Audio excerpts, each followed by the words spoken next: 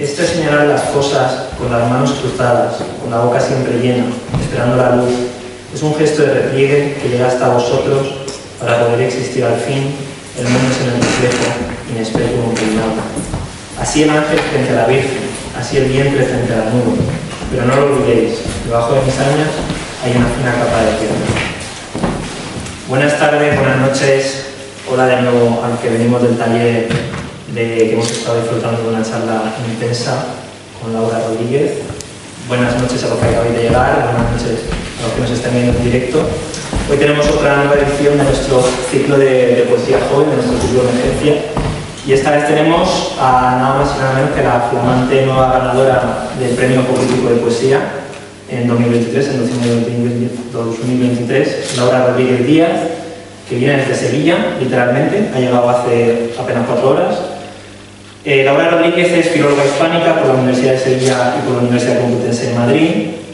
Edita la revista Caracol Nocturno, ha publicado en varios medios físicos y digitales como Digo Palabra, Casa País, Periódico de Poesía, Anáfora. Ha formado parte de las antologías Deseo, Cuando dejó de llover, 50 poéticas recién cortadas.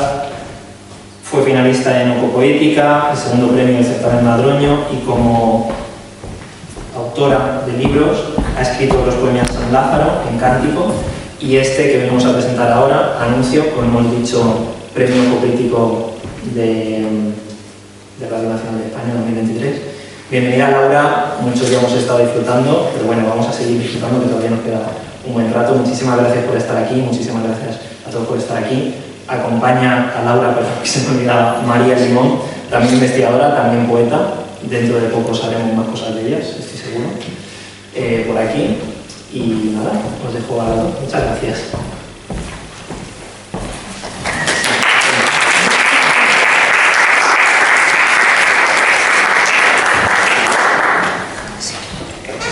Bueno, yo antes de empezar quiero dar las gracias.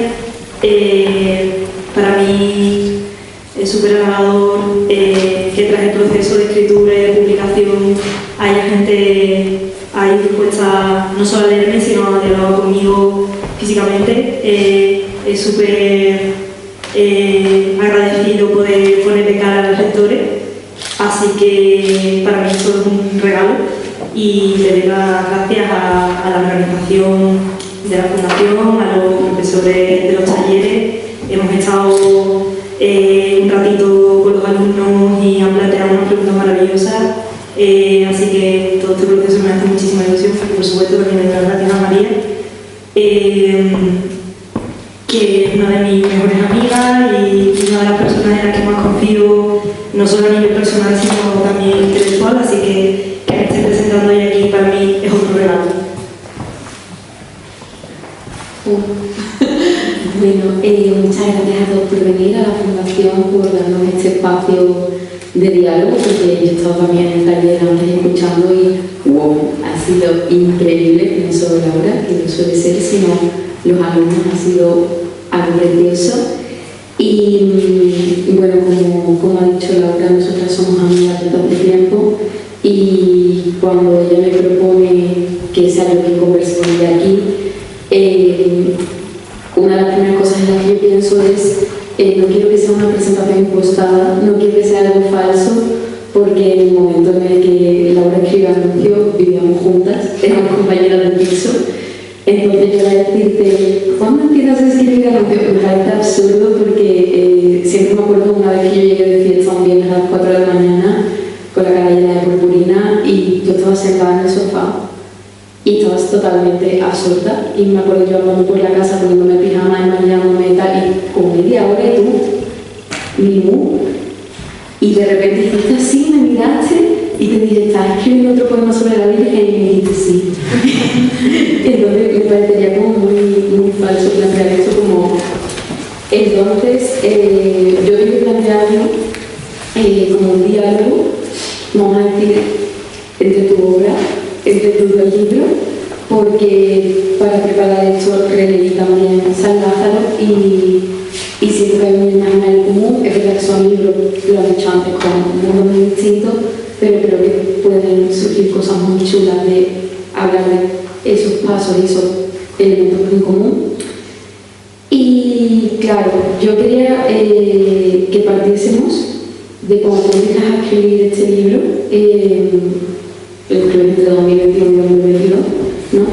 Y se basa, o sea, y parte mayoritariamente de la imagen de la habitación de Fray Angélico, que está en el Prado y que es algo que tú has remarcado mucho, ¿no? De que estabas viviendo aquí en Madrid, íbamos mucho al Prado y pasabas mucho tiempo delante de ese cuadro, pero a la vez, pese a que San Lázaro se había escrito antes, se publica en octubre de 2021. Entonces, tú empiezas este proyecto mientras estás pues, haciendo presentaciones, charlas, y son libros muy marcados por el imaginario católico, por ciertos tipos de violencia relacionados con el cuerpo. Entonces, yo quería que partiésemos, que tú nos hablases sobre cómo es ese momento de estar trayendo al mundo un libro muy marcado por Sevilla, por el Hospital San Lázaro, y a la vez estar escribiendo algo muy marcado por vivir en Madrid. Bueno, voy a intentar no repetirme porque hay gente en el taller y me han hecho preguntas tan exhaustivas que siento que no puedo decir ya nada nuevo.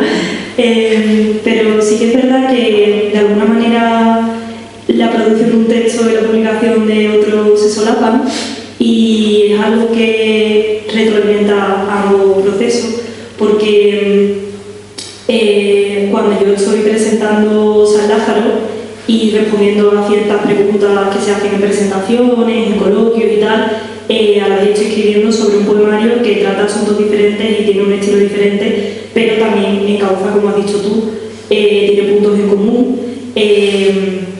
Entonces es un proceso verdaderamente rico en el sentido de que lo anterior no se queda atrás, sino que sigue nutriendo, sigue estando presente, sigue siendo actual para mí a la hora de componer una canción. Entonces, como dices tú, bueno, San Lázaro es un poemario que parte de una experiencia hospitalaria, concretamente de un punto de la ciudad de Sevilla Real, como es el Hospital San Lázaro de Sevilla.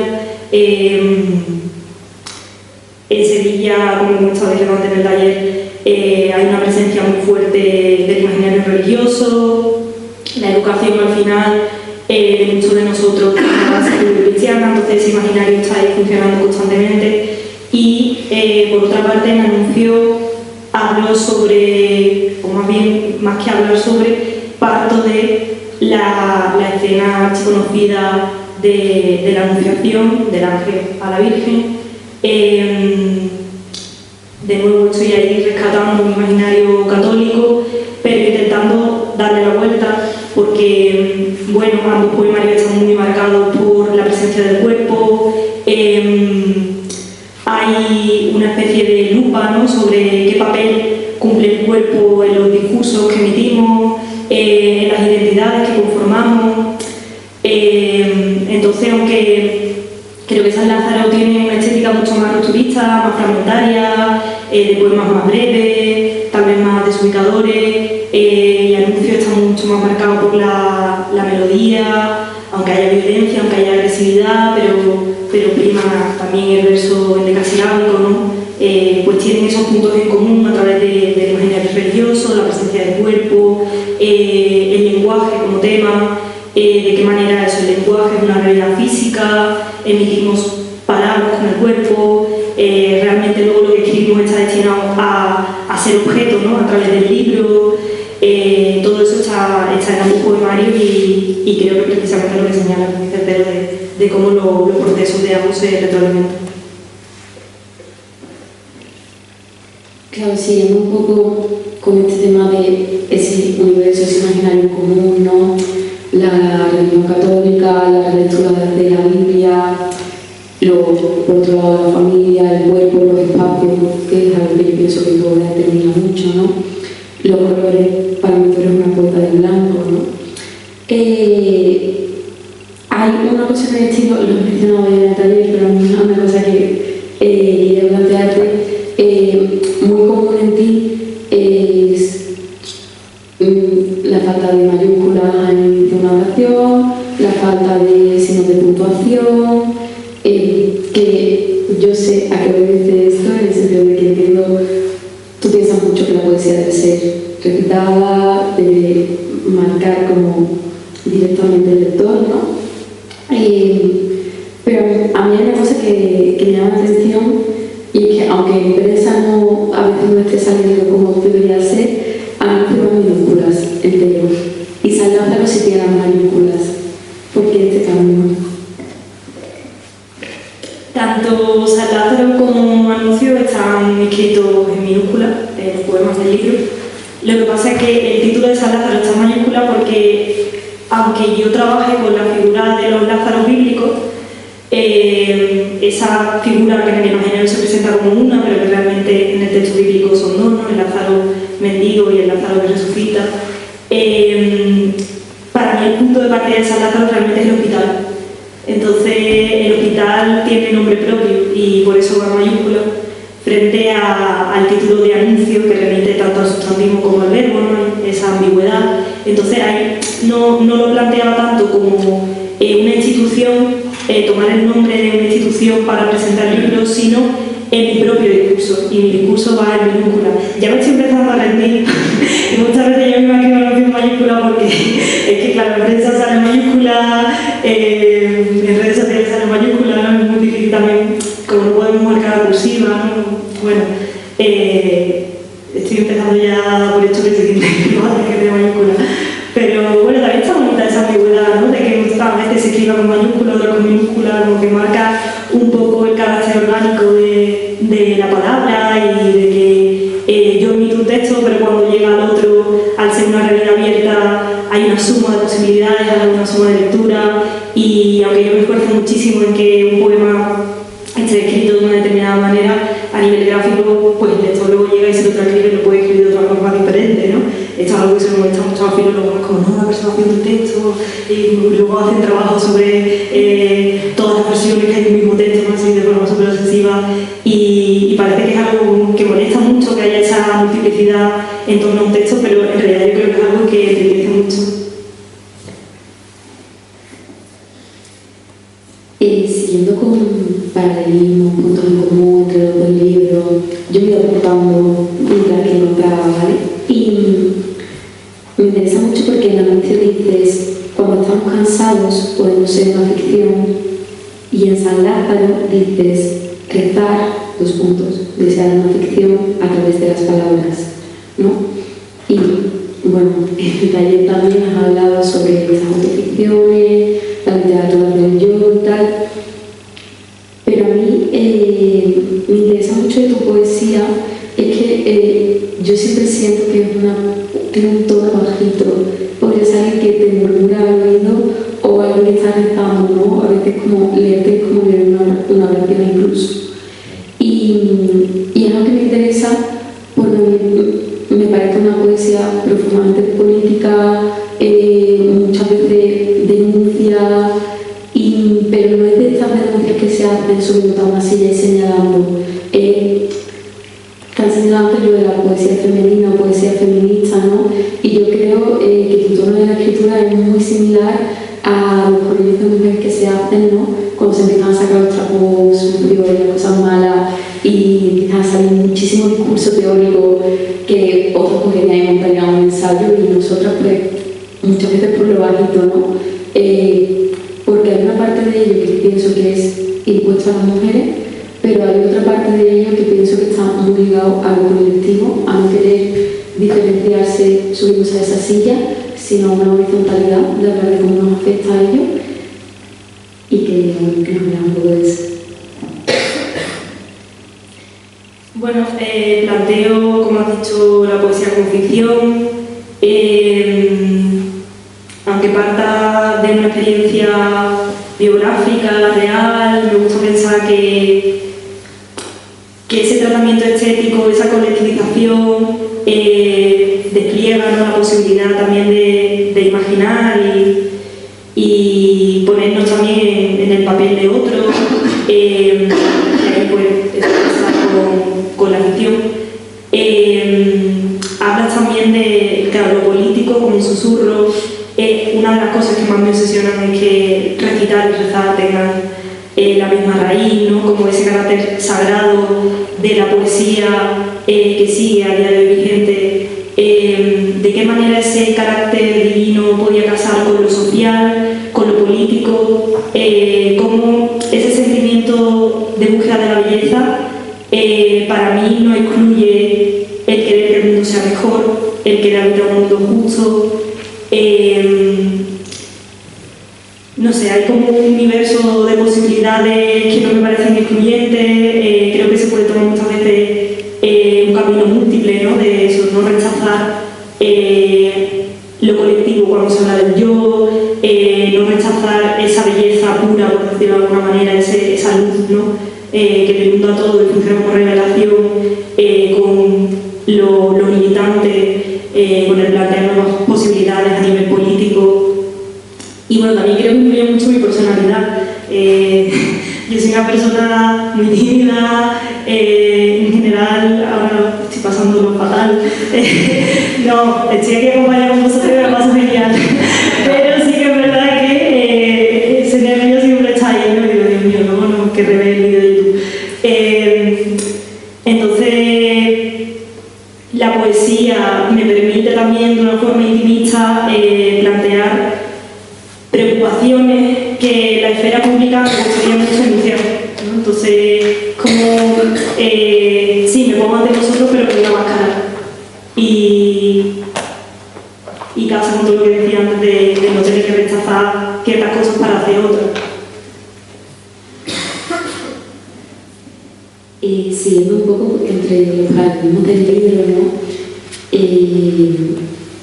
Tú tratas ampliamente el tema del lenguaje en anuncio y, aunque luego voy a volver a ello en otros aspectos, hay un momento en el que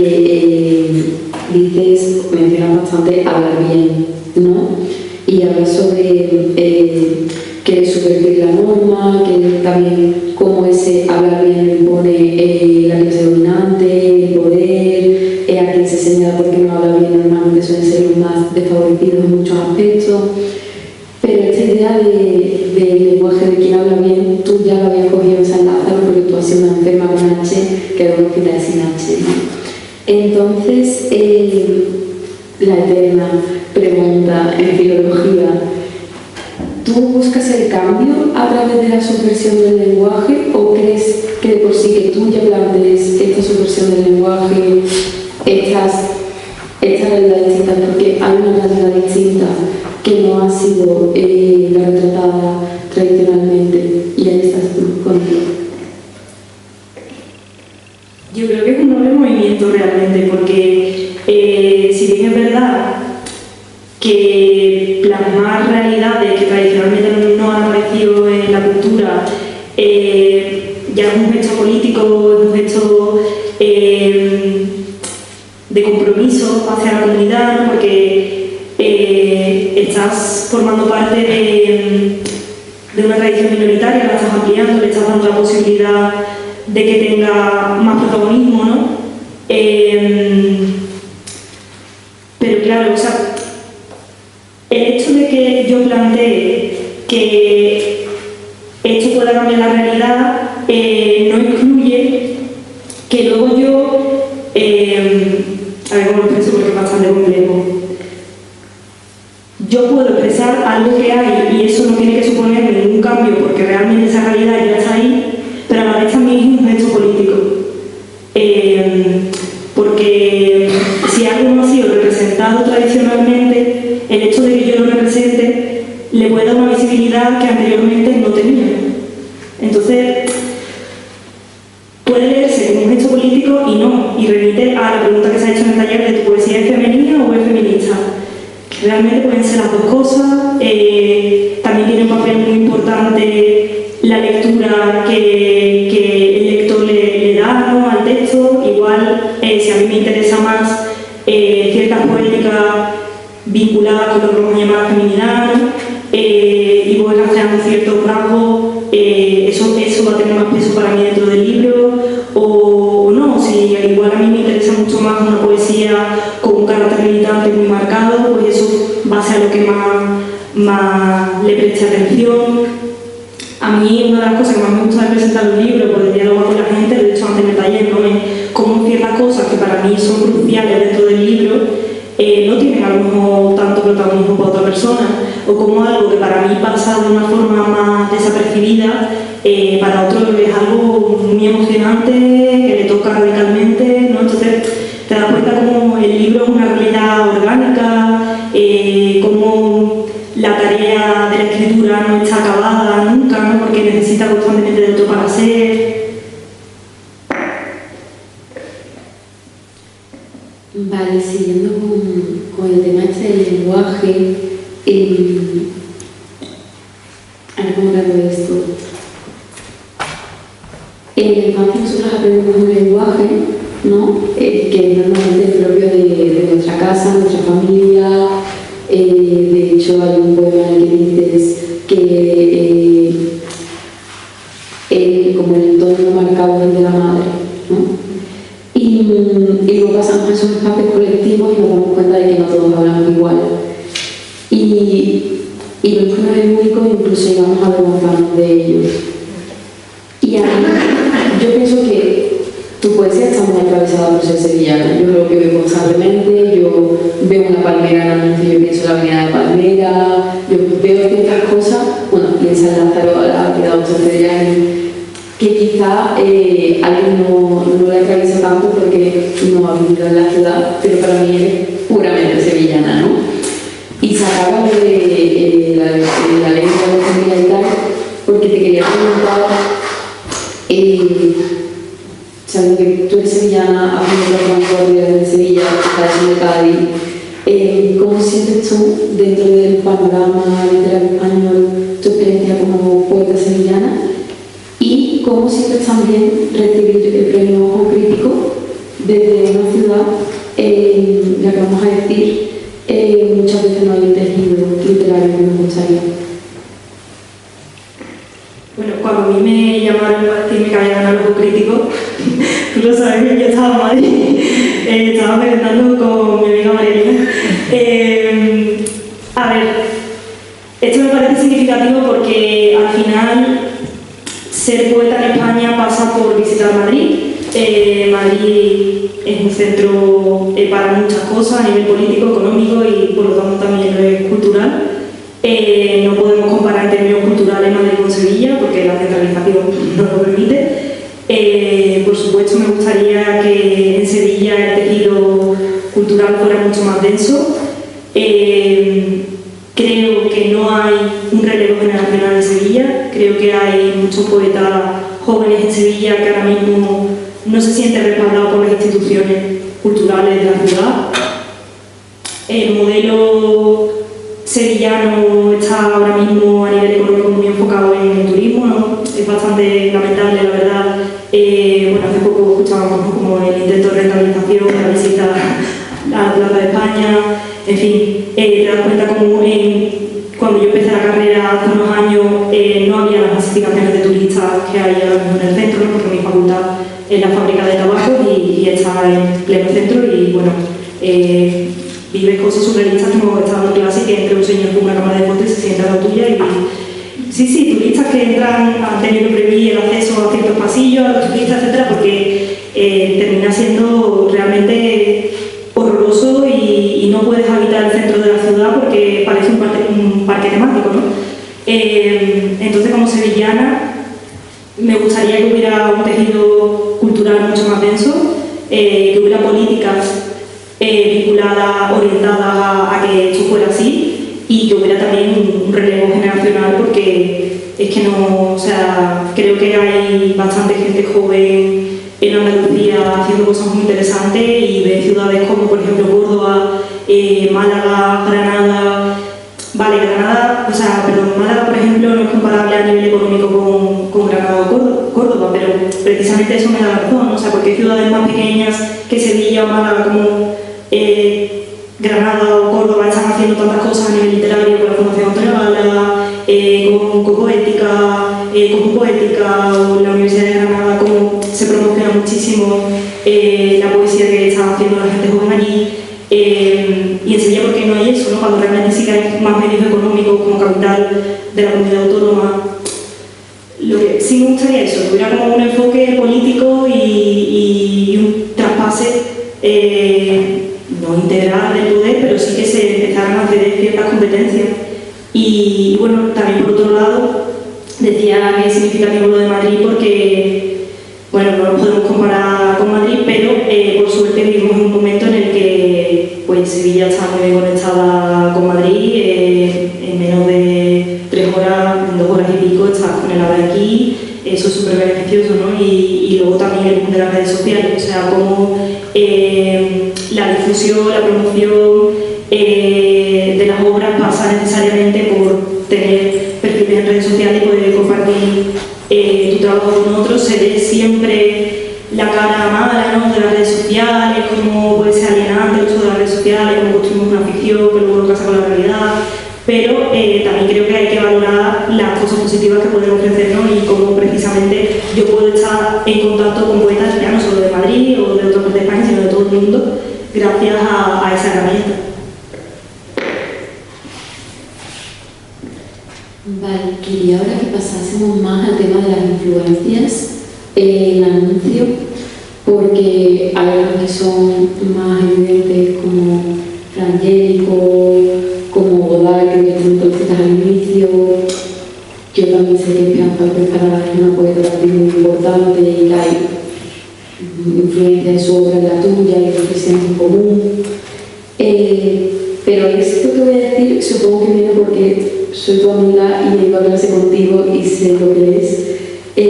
Igual que San Lázaro, también por las citas que tenía, pero se dijo mucho que era un poemario vallejiano. Para mí Anuncio es un poemario lezamiano. Veo muchísima influencia de Lezama Lima, veo muchísimos paralelismos con el poema Muerte de Narciso, de que me examiné con tus apuntes, lo cual no veo, y no creo que sea casualidad, ¿no? Y todas esas imágenes que se repiten en Anuncio de el espejo, el igual, como tú antes en el taller has hablado de la poesía de Titanic, la fotografía de Guzmán. Pero yo también lo que veo es, en Anuncio lo que me encanta, que es la unión de lo teórico con lo estelar, ¿no? Y esa idea de estar tan fijada a la tierra, pero a la vez siempre rozando algo que no se ve, es algo que creo mucho en el poemario. Y entonces te quería preguntar por eso, por ser influencia de Lezama Lima y por otras influencias posibles en este poemario. Bueno, Lezama Lima para mí es un poeta de la imagen. En su poema largo Muerte de Narciso hay cadenas, cascadas de imágenes, eso es algo que me influye muchísimo. Luego también, ya no solo la poesía de Lezama, sino sus ensayos. Él explica en sus ensayos que accedemos a la realidad a través del reflejo, ¿no?, con una actualización de Platón ahí, y que precisamente ese reflejo para Lezama es la cultura. Entonces dice que podemos conocernos a través, en su caso, de lo poético. Y precisamente Muerte de Narciso, que es como la crítica siempre dice que es el germen de su obra, ¿no?, porque Lezama es un poeta muy teórico, entonces tiene una serie de ideas que sistematiza ya en Muerte de Narciso y que van a repetirse en el resto de su obra. En este poema hay un autodescubrimiento, y porque él dice que es su primer poema, que es un poema de adolescencia y por lo tanto también de asentamiento de una identidad. Además, la identidad de Lezama continuamente está en conflicto, ¿no? Porque es un poemario de inicio de la sexualidad, un poeta homosexual. Entonces, también está muy presente lo que dices tú de la unión de lo telúrico y lo estelar, precisamente porque es un poemario que habla del deseo, de la ausencia del padre muerto también, ¿no?, de cómo un cuerpo que no está conforma una presencia. O sea, hay una preocupación por los cuerpos en Lezama, pero a la vez también hay un deseo de trascendencia sagrada, de vinculación con la divinidad, que resuelve eso a través de ciertas imágenes que suponen la suma de lo celeste y lo terrestre. Y él habla mucho, ¿no?, del pájaro en la mano, o sea, de cazar lo que está en el cielo, que a la vez también es una imagen sexual. Entonces, para mí en ese sentido Lezama es muy influyente, que creo que es algo también muy sevillano, porque es como uno de los poetas de cabecera de la Universidad de Sevilla. Entonces, como dices tú también, el poemario se abre con una cita de Godard, de Je vous salue Marie, ¿no? Que es una actualización de la Anunciación en la que Godard lo que plantea es qué pasa si en los años 80 de repente el ángel a una chica que se llama Marie, ¿no? Se le aparece y le dice que va a ser la madre de Dios, como hay una incredulidad enorme, ¿no? Y él lo termina resolviendo, la cita dice algo así como la tierra y el sexo están en nosotros, pues no hay más que estrellas, ¿no? Como diciendo que al final lo divino existe, pero lo divino está aquí con nosotros, está en la carne. Y claro, rastreando, como has dicho tú al principio, ¿no? Me influyó mucho la enunciación de Frangélico, pero rastreo otras anunciaciones y precisamente esta de Godard me pareció. Yo quería hablar en el año 2022-23 de este tema porque no me iba a ir también a una actualización de este tipo. El cine, el teatro, lo comentábamos también en el taller, ¿no? Como Paja Cambé con sus 3 anunciaciones, en la que pone a 3 vírgenes diferentes en escena, cada una representa un monólogo diferente, y la primera de ellas, ¿no? La italiana, que es una virgen del 480, que habla sobre la idea de creación a través de la oscuridad, el orfismo, ¿no? que lanza con Lezama, como en lo que no se ve hay una revelación, en la oscuridad puede verse una luz, todo eso está muy presente en la noción. Por seguir un poco lo que hemos hablado antes de lo político, lo social, a nosotros no nos gusta la categoría de poesía social, poesía política, porque pensamos que cualquier forma de estar en el mundo ya es un acto político, ¿no? Y pienso que muchas veces estéticas como la tuya quizás son más rompedoras o son poesías más abstractas, se intenta como ese matiz de que no es político, y como a mí me parece un libro anarquista. Entonces, yo quería que hablásemos un poco también de, tú señalas mucho, y creo que es mi poema favorito del libro, que está hablando en general como una violencia establecida, normalizada. Antes hemos hablado del poder, de las clases dominantes, también de lo patriarcal, de la genealogía, ¿no? Y hay un momento que dices, con mi maldad al servicio de los tarados, que a mí me parece. Entonces, claro, muchas veces aquí los que señalamos las violencias establecidas se nos acusa de violentos, ¿no? Como por señalar. Entonces, esto es de la tesis, esto no es.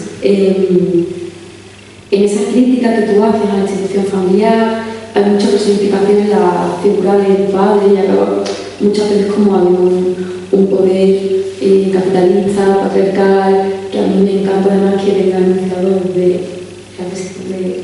esa imagen clara de la Virgen, ¿no?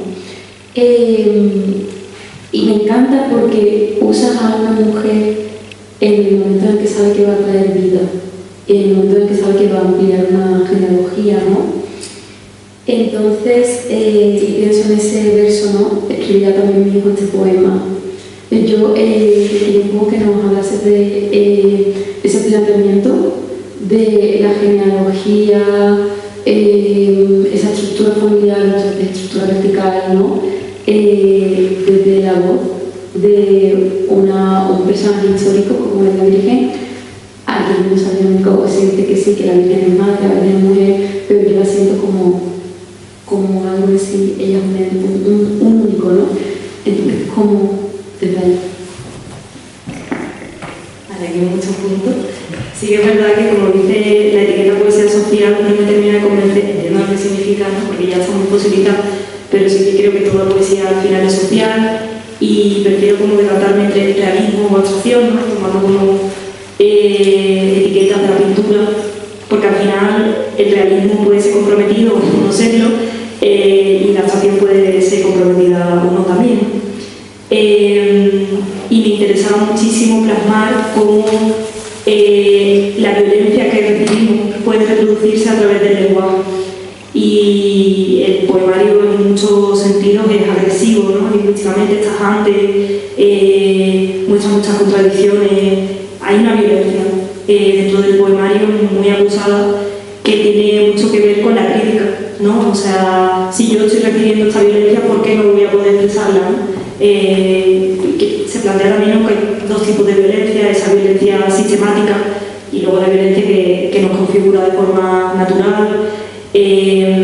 Y los dos puntos clave para mí dentro del poemario serían, en torno a la violencia, Por una parte, la lengua como expresión, como has dicho, cómo se nos enseña a hablar bien, a escribir bien, hay ciertas palabras que no podemos decir en determinados ámbitos, tenemos que pronunciar de una manera, precisamente todo esto está vinculado con el privilegio, ¿no? O sea, son las clases altas las que estipulan cuáles son los usos lingüísticos privilegiados, luego la clase media copia, como la clase alta se da cuenta, ya no quiero usar esos usos. Y al final, eso, existen muchas normas lingüísticas porque el lenguaje necesita de la norma para configurarse, necesita del sistema. Lo que pasa es que determinadas normas las tomamos como prestigiosas. Y ahí quería yo poner el dedo en la llaga, que ya lo hice en San Lázaro, para hablar de cómo el cuerpo falla y el lenguaje producto del cuerpo, por lo tanto también falla, pero a la vez es la única herramienta que tenemos para combatir aquello que nos parece mucho, ¿no? Y que queremos cambiar. Eso se retoma en Anuncio. Y luego creo que lo que introduce más novedoso Anuncio es la crítica a la institución familiar también, ¿no? Me pareció muy llamativo en un estudio de sociolingüística que explicaba que el primer modelo lingüístico del hijo es la madre, porque tradicionalmente es la con la que pasa más tiempo, ¿no? Por el sistema familiar que tenemos. Habrá que ver dentro de unos años cómo evoluciona esto. Y que la primera variación lingüística que el niño aprende es la sentimental, a través de la figura de la madre. Y luego ya conoce otras variaciones, ¿no? Como, claro, la gente dependiendo de qué sitio es habla de una forma, o dependiendo de qué lugar se encuentra, pues utiliza un registro u otro, ¿no? Y cómo se vincula todo eso con la violencia, con la familia. O sea, al final hay un puente entre familia y lenguaje. Me interesaba muchísimo la escena de la Anunciación porque al final el ángel utiliza la palabra para hacer algo, ¿no? Al decir algo, hace algo. La idea de la performatividad lingüística me interesa mucho, como él le dice, vas a ser la madre de Dios, y desde ese momento es la madre de Dios, ¿no? De hecho, claro, en la Biblia no se señala ningún tipo de negación, como la aceptación, tal, pero por ejemplo en el Corán hay un episodio que me gusta mucho en el que la Virgen va a dar a luz y se apoya en una palmera, que por eso la presencia de la palmera, y entonces empieza como a maldecir y decir que los dolores que tiene son insoportables, que desearía no ser madre, y aparece el ángel y le dice algo precioso, ¿no? Así como, si miras hacia arriba hay una palmera de la que caerán dátiles y podrás comer, y de abajo de ti nacerá un río del que siempre podrás beber, come y bebe y no hables con nadie más, ¿no? A lo largo del día. Pero por esa manifestación de la queja frente a la maternidad tal, me pareció muy interesante y quise incluir, aunque no fuera un texto católico, pero un texto sagrado igualmente, y me pareció bellísimo. Entonces he intentado como recopilar un universo de posibilidades en torno a la palabra y la familia, tomando como vínculo al final la violencia, y que eso funcione como denuncia dentro del poemario.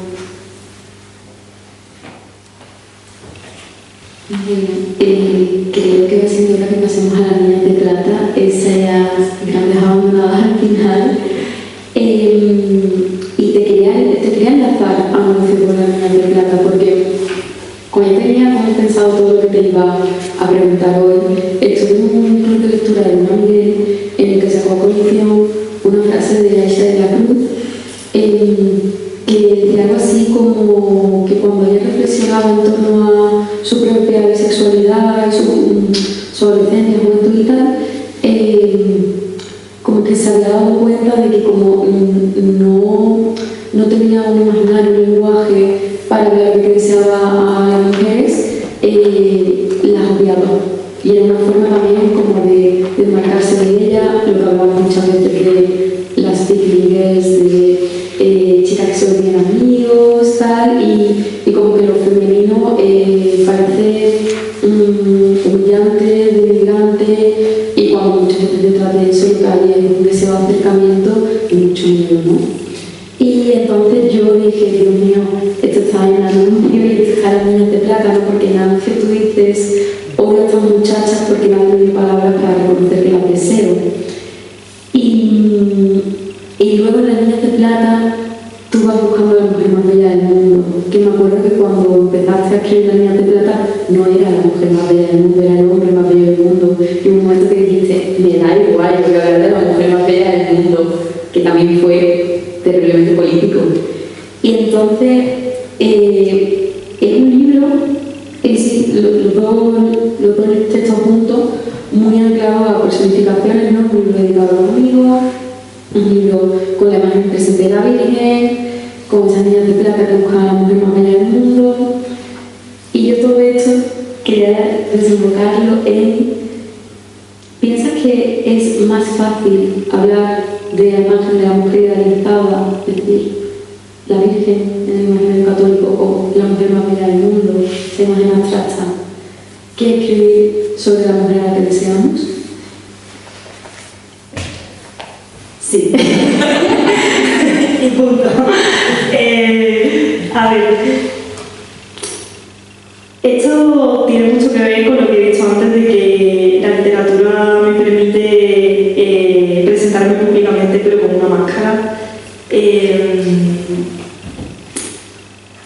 También es verdad que, aunque yo esté hablando de la Virgen, esté hablando de la mujer más bella del mundo y de las niñas de plata, o sea, en realidad para mí las protagonistas de las niñas de plata son ellas mismas, ¿no? Por eso tienen ese título, y la mujer más bella del mundo al final es cualquier mujer. Es como una imagen mucho más deforme realmente que las niñas de plata, que sí que están más definidas.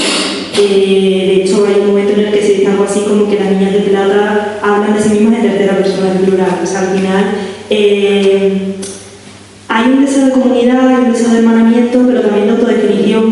Y ahí entraría lo que dices tú de la idealización, del uso de determinadas figuras que ya están en el imaginario, que por lo tanto pueden funcionar como máscara. También me interesa mucho, sobre todo el imaginario religioso, el poder reescribir. O sea, que algo que tradicionalmente ha significado una cosa concreta pueda ampliar su significado y pueda remitir a nuevos horizontes. Y aunque yo me haya educado en un entorno católico creyente y me sienta de repente muy desubicada y que no caso, ¿no?, con lo que me rodea, con mi marco, puedo utilizar eso mismo de lo que parte para hacer otra cosa. Eso es un puente que está entre la mujer y las niñas de plata. Lo que pasa es que las niñas de plata es el deseo ya de, aunque es una máscara, es mucho más gamberro, ¿no?, que anuncio, porque eso, anuncio al final, aunque intente ampliar, retoma lo anterior y bueno, estilísticamente es mucho más contenido, mucho más abstracto. Las niñas de plata son cascadas, los versos son mucho más largos, mucho más caóticos, hay lugar para lo lúdico, se parodia, ¿no?, el sistema literario, cada vez también se señalan las contradicciones de querer formar parte de él. Entonces, sí, al final estoy todo el rato hablando de lo mismo, básicamente de que quiero que el mundo sea diferente y quiero poder habitarlo felizmente, pero a la vez no voy a dejar de señalar las cosas que me parecen negativas y bueno, aunque sea vergonzosa y aunque a veces no ocupe espacios públicos, pero poder hacerlo desde la letra minúscula ya me vale. Claro, mi próxima y última pregunta iba precisamente por el aspecto de la parodia de las niñas de plata, ¿no? Porque este fragmento sobre las niñas de plata desean escribir un poemario de 500 versos y que una cosa que es una gamberrada, ¿no? Un premio que no tiene remuneración económica pero que da mucho prestigio, ¿no? Y Anuncio no llega a los 300 pesos, Saldafra no llega a los 400. Esto es algo que hemos hablado muchas veces, sobre todo cuando estaba escribiendo Saldafra, lo que me decías, pero yo estaba bromando. Esa poesía era lo mismo, tal, que era como, es que no quiero rellenar tal.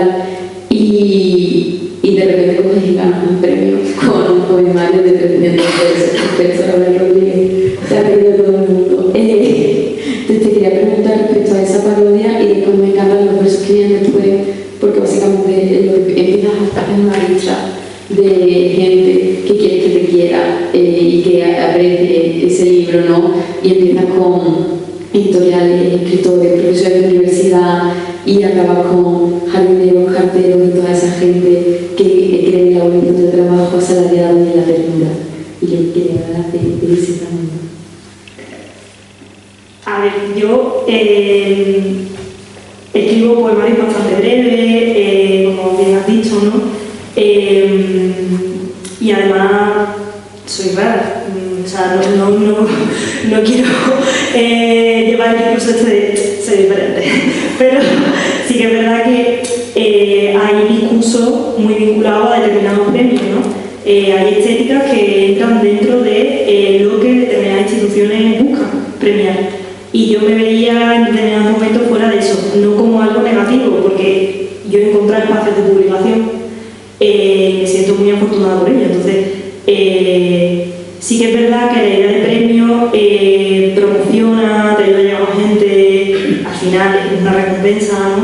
Te sientes muy halagado, pero me veía un poco fuera de eso, lo cual no quita que lo desee, ¿no? Porque, como decía en el taller, aunque ya está muy desfasada la idea de la poesía como algo mítico y sagrado y el poeta como el líder de la tribu, tal cual, sigue teniendo mucho prestigio social y gente a la que incluso no le interesa nada la poesía le dice ¡guau, qué increíble lo que haces! Entonces, quería trabajar con esa contradicción, tampoco situándome fuera de ella, ¿no? Sino diciendo, no, que yo, aunque critique esto, aunque señale esto, también participo de eso. Entonces, claro, cuando yo publiqué eso y al mes me llaman de los críticos diciendo que ganan, digo, bueno, claro, casi como que el sentido del poemario se amplía más todavía, ¿no? Porque evidentemente me siento afortunadísima de ganar los críticos y soy muy agradecida. Una suerte.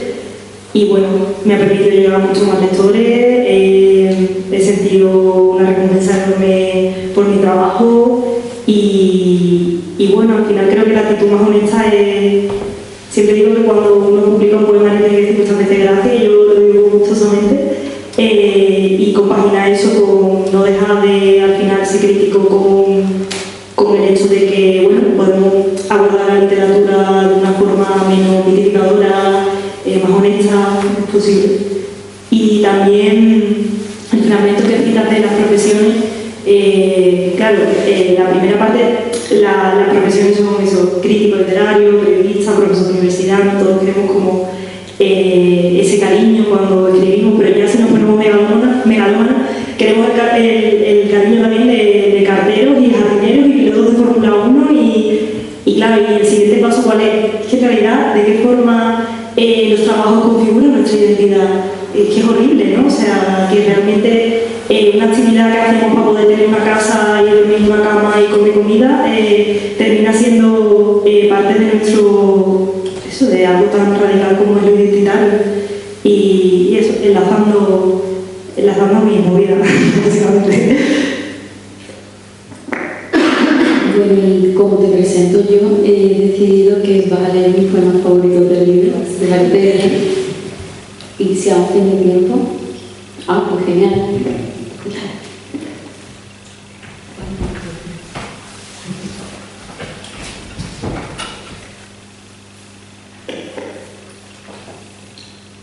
Los ángeles de alas tropicales cubren países blancos, llenan mis bocas en un disparo dulcemente.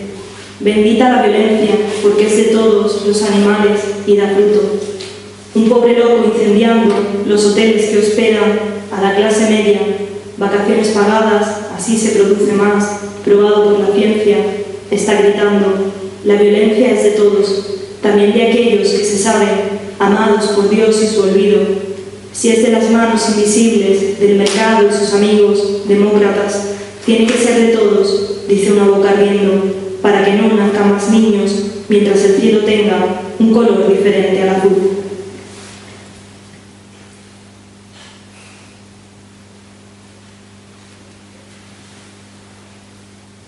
Este señalar las cosas, con las manos cruzadas, con la boca siempre llena, esperando la luz, es un gesto de repliegue que llega hasta vosotros para poder existir al fin. El mundo es el reflejo, in speculum per imago, así el ángel frente a la Virgen, así el vientre frente a la nube. Pero no lo olvidéis, debajo de mis uñas hay una fina capa de tierra.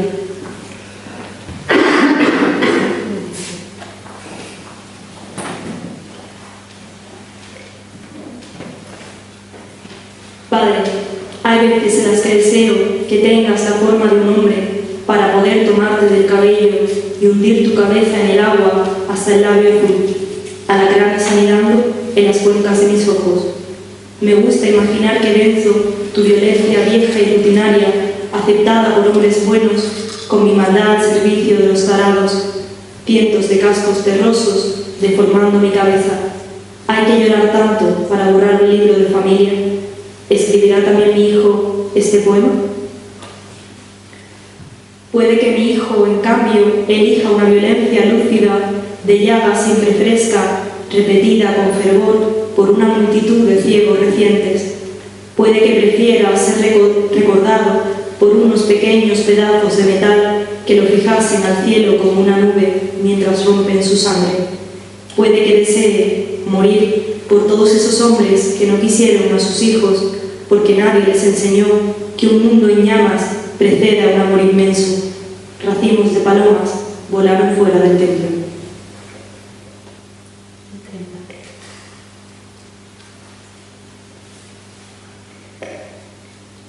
Te pido muy bajito si podemos, me daba miedo que me dijeras que no. Dejar a los peces en el cubo con agua, no por los peces, sino porque la negación descubriese que no me quieres lo suficiente. Permites que observe de cerca el círculo escamoso que dibujan en el cubo de plástico antes de morir. Estoy segura de que pescar no se considera un acto tan violento porque los peces no se ahogan en el agua como los mamíferos calientes. Mira, papá, yo también soy cruel. Ya, si quieres un fragmento de la niña que trata para que no sea la gran mejor idea.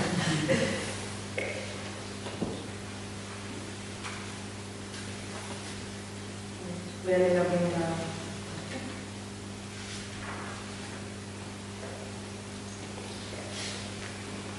Las niñas de plata tienen estómago y comen barro para ser inmaculadas de bocas terrosas.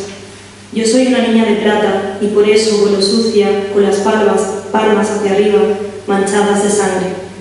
Por haber visto a la mujer más bella del mundo, estoy sobre un plato blanquísimo, comiéndome a mí misma, abandonando la ausencia de color, la piel, un espejo que transparenta el mundo, volcándome hacia afuera lentamente, como el final de los volcanes. Espero impaciente la asfixia de la mujer más bella del mundo, pero sobre todo espero. Las niñas de plata sueñan con peces muy azules, muy densos, cuya carne es toda el agua de los lienzos de Chagall, aguantan la respiración y se masturban contra el aire. Cuando su cuerpo está cerrado, como la nieve de varios días, no silban, pero terminan hundiendo los dedos donde quieren que coman. Las palomas y otros pájaros pedigüeños. Entonces se revisten con sus entrañas y fingen no tener madre. Vuelven a ser amapolas plantadas por quien sabe. Hay flores que quien sabe, a la espera de que la mujer más bella del mundo las arranque o las pise. Es lo mismo.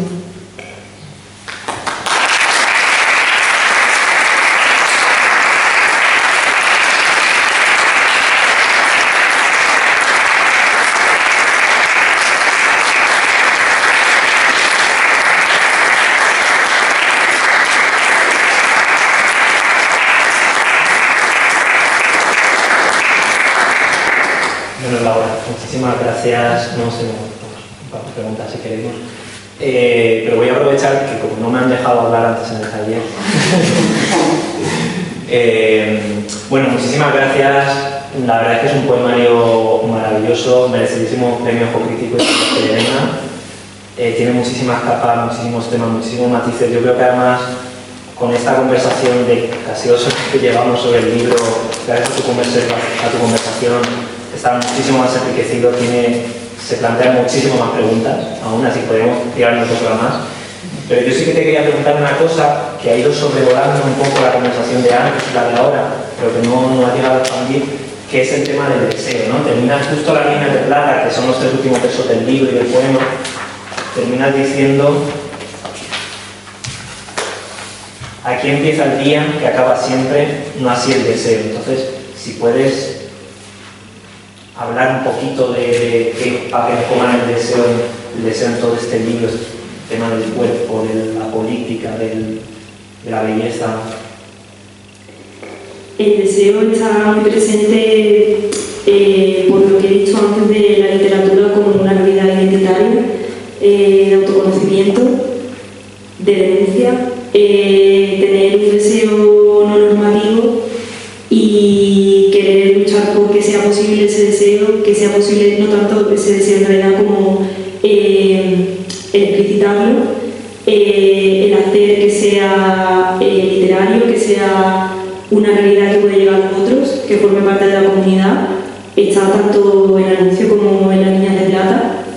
Al final, bueno, en Anuncio está de forma mucho más velada por esto que hablaba de que el poema es mucho más contenido, mucho más abstracto, sobre todo está presente en un poema en el que digo algo así como odio a estas muchachas porque nadie me dio palabras para reconocer las deseo. Y en Las Niñas de Plata, sin embargo, es algo explícito, ¿no? Porque pues esas niñas de plata están obsesionadas con la imagen de la mujer más bella del mundo y van constantemente en su búsqueda y al final su existencia como poema depende de ese deseo que quieren explicitar y de cómo ese deseo es un movimiento hacia afuera pero también hacia adentro, ¿no? Cómo se intenta plantear la fijación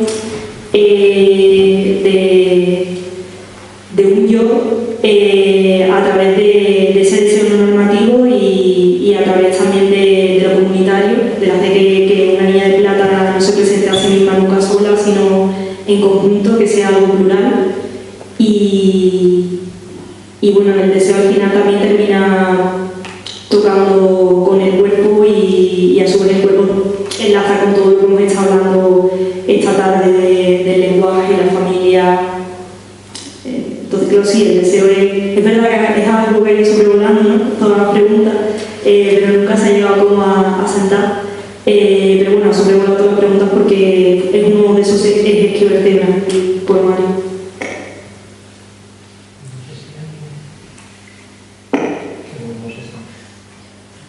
Voy a aprovechar. Muchísimas gracias a los dos y la parte de hacer porque he encantado, la verdad, ha sido chulísima esta conversación. Y yo tengo una pregunta que cuando leí el libro, a mí me interesa un montón de cosas, tiene muchas capas, pero sí que María habló un poco de eso, hay una capa muy concreta de superficialidad, ¿no? De plasticidad de la imagen, como muy, que yo creo que es, a mí me parece de las cosas más guays del libro, de la más generosa, porque cuando lees un libro y de primera te gusta. O sea, ¿no? Y eso me ha gustado mucho. Entonces, con el tema, por ejemplo, de la religión, me gustaría ser un poco sin uso. Que no hace falta que adentres tu creencia, ni quiero, o sea, necesito que tal. Pero sí que, si esa plasticidad de la cuestión religiosa, de las imágenes religiosas, de alguna manera tiene alguna profundidad espiritual, o si para ti son referencias plásticas y un imaginario, digamos, muy chulo que está ahí. Me había preguntado un poco por eso, ¿no? Como preferencia, y me interesa saber si hay una, si penetra en algún tipo de profundidad espiritual y tal. O sea, no quiero una confesión mismo. Si la pregunta se siente así, pero no, de verdad. Gracias. Para mí el hecho estético está muy vinculado con la revelación divina. Y si bien a lo largo de mi obra planteo que amo el lenguaje aunque sea imperfecto, la imagen tiene un papel totalmente diferente porque la imagen es absoluta y lo abarca todo y parece que siempre expresa, y por eso parto de escenas plásticas y religiosas por lo que decía antes de la revelación. También porque comentaba en el taller que para mí eso, la poesía, por el formato generalmente más breve, tiene mucha vinculación con la imagen, con la construcción de escena, pero también con el poner de relieve que toda palabra es imagen también, que todo significante tiene un significado que remite a referente y que incluso las abstracciones terminan materializándose en nuestra mente a través de la imagen. Y bueno, Yo no soy creyente, pero no dejo pese a ello de plantear que existe una sacralidad en lo poético por los orígenes propios de la poesía y por la vinculación que he citado antes de el hecho estético con la revelación divina.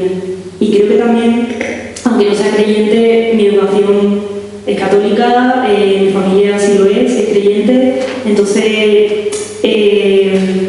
hay ciertos valores, ciertas sensaciones que nos siguen acompañando, independientemente de si nuestra fe continúa o no.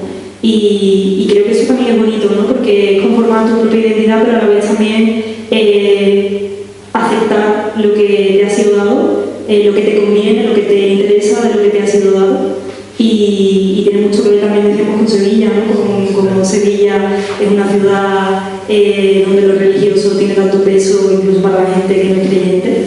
Y hablamos también de Dolores Guapa, ¿no? Toda la vinculación de la comunidad LGTB con la Semana Santa, por ejemplo, en concreto en Sevilla.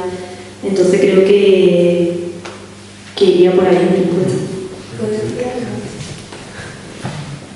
Que justo antes en el taller se han solapado un poco una serie de preguntas que te han hecho sobre las imágenes, la religión, los espacios, Sevilla, la fe. Y a mí hay una imagen tuya que creo que condensa todo esto muy bien, que no sé si fue, bueno, voy a dar un poco de contexto para quien no es de Sevilla, ¿no? Pero lo que es la Semana Santa de Sevilla, que es algo muy colectivo en la calle, y a mí hay una imagen que no sé si fue con la estrella o se ha montado en el puente de... Bueno, en el puente de Triana, y que es como un punto en el que se agolpa muchísima gente, y yo tengo esa imagen tuya de metida en medio de la multitud con la cámara de fotos, buscando la imagen, mirando, y como parte de ese todo, pero a la vez buscando, ¿no? Y creo que es lo que esa imagen tuya que representa también muy bien tu poética. A mí la fotografía me gusta mucho, yo no tengo formación fotográfica y soy aficionada y ya está, pero donde hay un barullo de gente, a mí me encanta estar con la cámara analógica, y como dices tú, algo que caracteriza mucho a la Semana Santa sevillana son esas aglomeraciones de gente, además actitud performativa, ¿no? Como que dependiendo de cada paso hay que decirse de una forma, hay que comportarse, hablar más alto, más bajo, los niños jugando alrededor, ¿no? Muy social, muy comunitario, y tener la oportunidad de estar metida en eso, de formar parte de eso como espectadora, no solo tampoco como, no solo como agente, me interesa mucho desde la imagen, porque eso, me gusta la fotografía, me parece que me permite mirar de una forma muy minuciosa, vas como buscando el instante. Tiene también mucho que ver con lo que he dicho antes de la poesía como revelación, como de alguna forma en ese devenir, en esa secuencialidad que también forma parte del lenguaje vital, encontrar la imagen es encontrar cierto estatismo, ¿no? También tiene esto mucho que ver con que Lezama dice que la poesía es fijeza en movimiento, ¿no? Por la organicidad del texto, pero cómo persiste la imagen pese a esa organicidad. Yo te voy a pedir ahora que te decidas con un poema, el que tú quieras, esta vez. O si no, tengo yo una petición, pero dejamos ese privilegio. Dime cuál es. De la página 22. Pero solo si tú quieres, no te sientas... Cuando estamos cansados, podemos ser una ficción, un animal recién inventado que dispara al cielo y espera una respuesta sobre la frente, como sucede en los poemas muy antiguos, donde existen las nubes blancas y los niños conocen las higueras porque han probado sus frutos. La palabra se agosa entonces, nadie abre la boca con los ojos cerrados, nadie descubre que lo terrible puede empezar y terminar en silencio. Muy hermoso, muchísimas gracias.